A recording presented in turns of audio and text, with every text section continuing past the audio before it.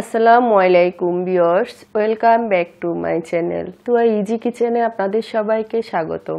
আজ মজার একটা রেসিপি নিয়ে আপনাদের সামনে হাজির হলাম।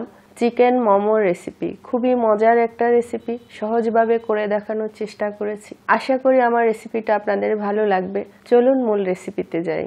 প্রথমে আমি মোমোর ডোটা তৈরি করে নিচ্ছি।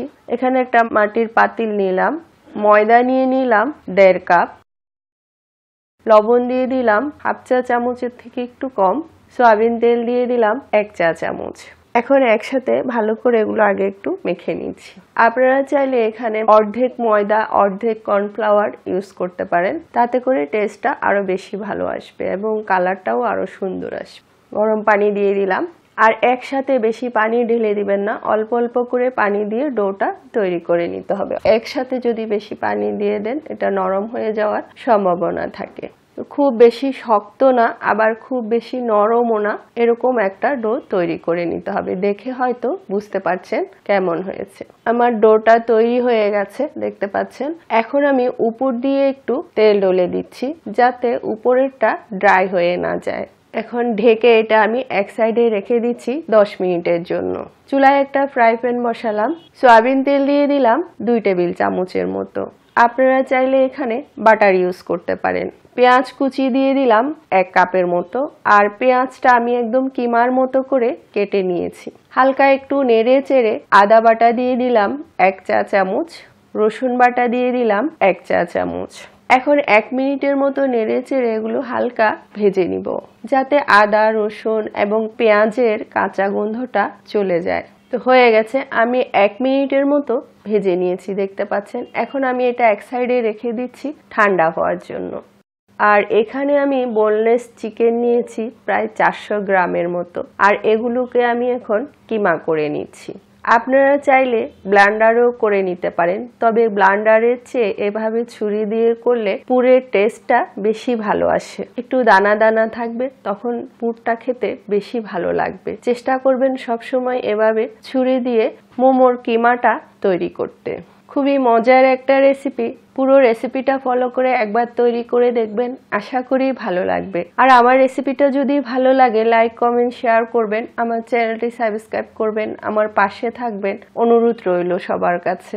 দেখতে পাচ্ছেন কি সুন্দর হয়েছে, একটু দানা দানা হয়েছে হয়তো বুঝতে পারছেন। তো আমার কিমাটা কমপ্লিট রেডি। এখন আমি এগুলো একটা বাটিতে উঠিয়ে নিলাম। পেঁয়াজ রসুন এবং আদা যে ভেজে নিয়েছিলাম এটা পুরোটা দিয়ে দিলাম। এখানে দিয়ে দিলাম 1 চা চামচের মতো কাঁচামরিচ কুচি, 1 টেবিল চামচের মতো ধনিয়া পাতা কুচি, গোলমরিচের গুঁড়ি দিয়ে দিলাম হাফ চা চামচ, লবণ দিয়ে দিলাম হাফ চা চামচের থেকে একটু কম। যেহেতু আমি এখানে সয়া সস ইউজ করব, তাই লবণের পরিমাণটা একটু হিসাব করে দিতে হবে। সয়া সস দিয়ে দিলাম 1 টেবিল চামচ। এখন সব একসাথে ভালো করে মিক্স করে নিচ্ছি। তো আমার পুরটা এখন কমপ্লিট রেডি। তো এটা আমি ঢেকে এক সাইডে রেখে দিচ্ছি। এখন আমি মোমোর ডোটা নিয়ে নিলাম আর একটু ভালো করে মথে নিচ্ছি। বেশ ভালো করে একটু মথে নিয়েছি, আর এখন 2 ভাগ করে নিলাম। 2 ভাগ করে নিয়ে ছোট ছোট করে আমি লিচি কেটে নিচ্ছি। আমি ছোট ছোট করে রুটি বেলবো, তাই ছোট ছোট করে লিচি কেটে নিচ্ছি। তো আমি লিচি কেটে নিলাম আর এগুলো এক সাইডে রেখে দিলাম, পাতিলে ঢেকে রেখেছি যাতে বাতাস না লাগে। একটা ডো নিয়ে নিলাম, এখন আমি রুটিগুলো বেলে নিচ্ছি।